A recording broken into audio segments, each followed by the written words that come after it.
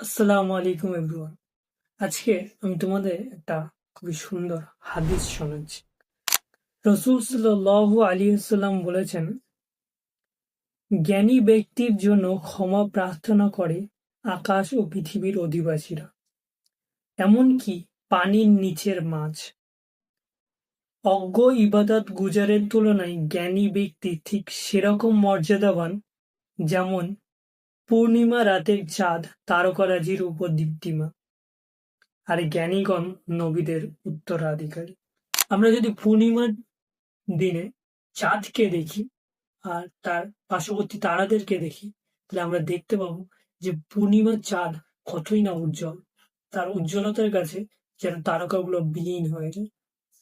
তো নবীজি এখানে জ্ঞানীদের গুরুত্ব বোঝানোর জন্য এখানে এই হাদিসটা সুন্দরভাবে ব্যাখ্যা করেছে।